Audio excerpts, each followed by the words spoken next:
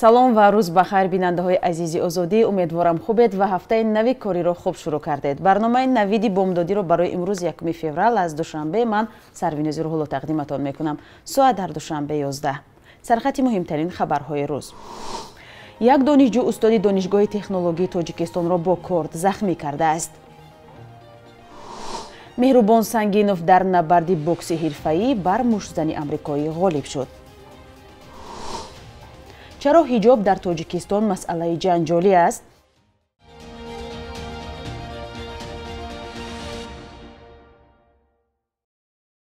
Як донишҷӯи Донишгоҳи технологии Тоҷикистон муаллими худро бо корд захмӣ кардааст. маъмурони донишгоҳ аз ифшои ному насаби донишҷӯи ҳамлавар бинобар ҷараёни доштани тафтишот худдорӣ карданд. Масъулон мегӯянд донишҷӯ Музаффар Имомназаров декани факултаи менеҷменти байналмилалӣ ва маркетингро барои нагузоштани баҳо ва даъват кардани падараш захмӣ кардааст. Нарзулло Салоҳов муовини декан оид ба тарбия ва аз зердастони Имомназаров рӯзи 31 январ ба Радиои Озодӣ гуфт, ҳоло Музаффар Имомназаров дар корпуси панҷуми беморхонаи қарияи боло бистарӣ аст ва ӯро чанд маротиба ҷарроҳӣ намуданд. Айни замон вазъи саломатиаш мӯътадил гуфта мешавад. Музаффар Имомназаров доцент номзади илмҳои иқтисодӣ буда аз 1 феврали соли 2019 декани факултети менеҷменти байналмилалӣ ва маркетинг мебошад. ин ки донишҷӯ дастгир шуд ва оё дар ин замина парванда боз шудааст ё не ҳанӯз маълум нест. Акбар Холиқзода судя ё додраси додгоҳи ноҳияи Бобоҷон Ғафуров ки ба гирифтани пора муттаҳам аст, нопадид гашта ва таҳти пайгард ё кофтукоп қарор гирифтааст. Ду манбаи наздик ба тафтишот ба Радиои Озодӣ гуфтанд, ба зидди Холиқзода бо қисми 3 моддаи 319 кодекси ҷиноӣ яъне гирифтани пора парвандаи ҷиноӣ кушода шуда, ӯ ба шарти берун нарафтан аз маҳалли иқомат дар озодӣ буд. Аммо баъдан ба даъвати тафтишот ҳозир нашуда, бо ташаббуси додгоҳи олӣ зери пайгард қарор гирифт. Назари худи Холиқзода ва наздиконаш дар ин робита дастрас нест. Дар Тоҷикистон феҳристи ягонаи шахсони мавриди ҷустуҷӯ дар ихтиёри Вазорати корҳои дохилӣ аст.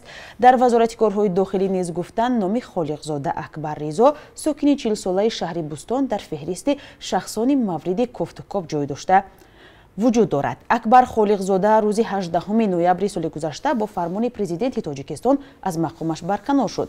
Таъин ва барканории судяҳо дар ҳамаи зинаҳо салоҳияти танҳо раиси ҷумҳури Тоҷикистон аст. ҳиҷоб ва ё сатру рӯсарӣ чанд сол аст ки дар Тоҷикистон масъалаи ҷанҷолӣ шудааст. Баъзеҳо онро фарҳанги бегона ва баъзеи дигар амри худованд меноманд. Масъала танҳо хоси Тоҷикистон нест ва дар бисёре аз кишварҳо низ мавзӯи баҳс аст.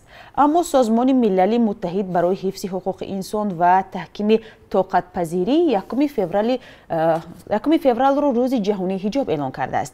Дар остонаи ин рӯз дар барномаи Гапи озод ҳамкори мо Мирзонабии Холиқзод мавзӯи ҳиҷобро бо Маҳбуба Азимова, сардори шӯъбаи ташкилии Кумитаи кор бо занон ва оилаи Тоҷикистон ва Нилуфар Раҷабова, сокини шаҳри Душанбе баррасӣ кард ки порчаи аз онро ҳамроҳ мебинем. бонавони гиромӣ, хуш омадед ба барномаи мо. ва аз ин шурӯъ мекунем ки ҳиҷоб чист ва занон ҳиҷоб пӯшанд ё не? ин суоли аввал ба ҳардуи шумост ва нахуст хоҳишмандам Маҳбуба бону шумо шурӯъ кунед. марҳамат. ташаккури зиёд.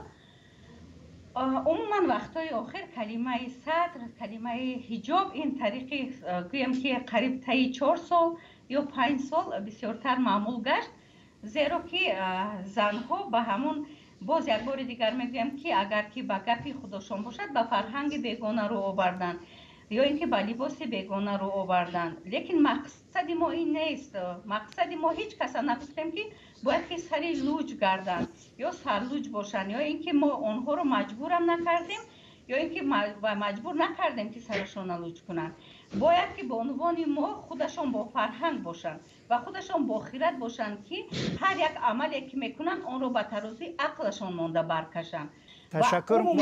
ташаккур муаллимаҷон. ҳозир айни ин ҳарфое ки шумо задед мехостам назари Нилуфарбонуро бепурсам ки шумо дар робита ба ин масъала чӣ мегӯед? марҳамат. албатта либоси миллӣ зебу хоси худ дорад.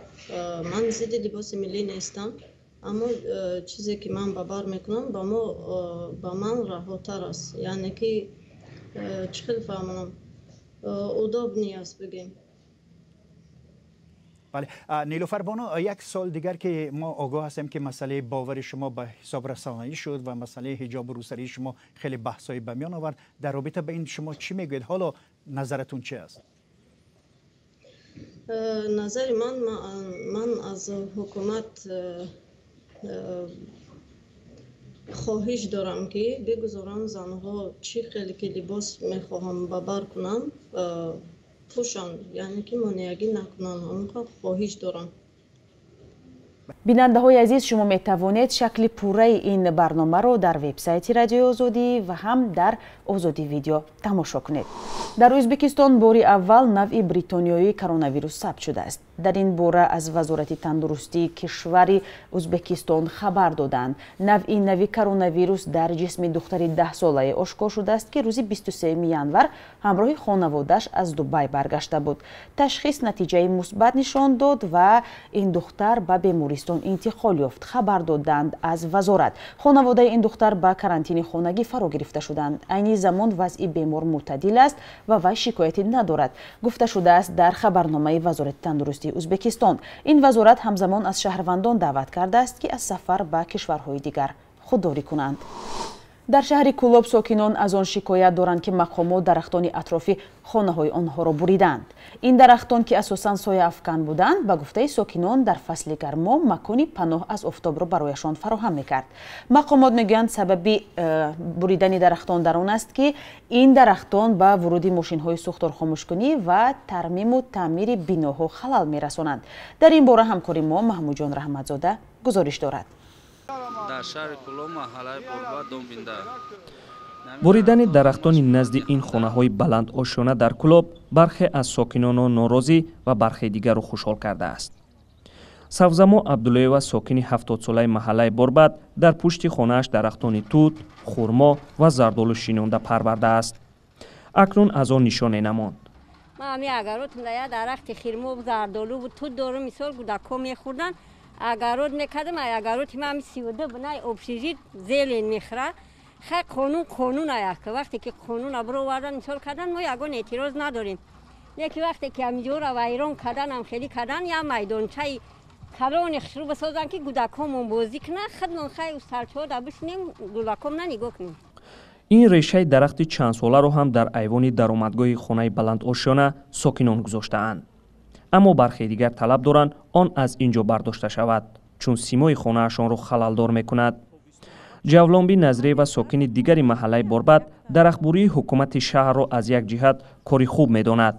وی میگوید که حالا سیمای خانه‌شان بهتر شده است چون تا این دم گمان نمی‌کرد که در بلند آشیانه زندگی می‌کند. سالین میدانچه کودکانه مونده می‌سازن میگن مقصد اینه پیش خونه مونده دام می‌سازن باید رو بهترین میشه همین روای ما را کشود کنن با کودکای ما بهترین مثلا به مکتبو میرن به باغچه میرن ما در نخستر میشه روامو کشود تازه آزاده بهترینه. محله برباد یک سال پیش با درختانش چنین نمود داشت. در فصل گرما ساکنان زیر سایه این درختان راحت میکردند. اما در شهرداری گفتند برقرار کردن سیمای خوب شهر مهمتر است.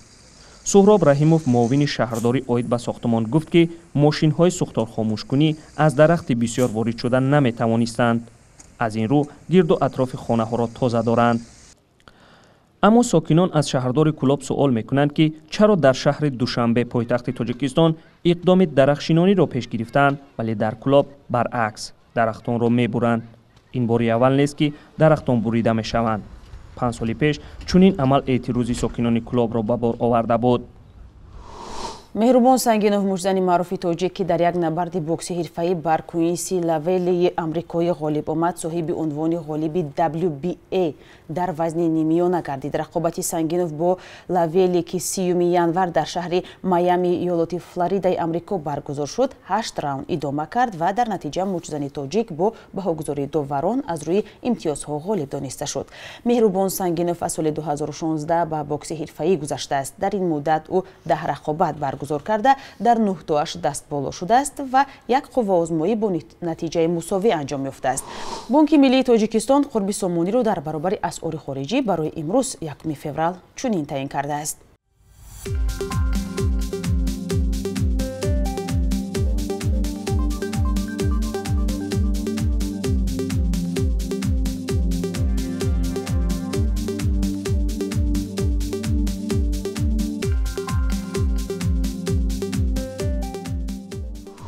бинандаҳои азиз, ин буд хабару гузоришҳои тозаи Тоҷикистону ҷаҳон ки дар барномаи навиди бомдодӣ тақдиматон шуд. матлабҳои аз ин ҳам бештари моро метавонед дар вебсайти радиои озодӣ ва ҳам саҳифаҳои мо дар шабакаҳои иҷтимоӣ пайгирӣ кунед. То суҳбати дигар, худо нигаҳдоратон.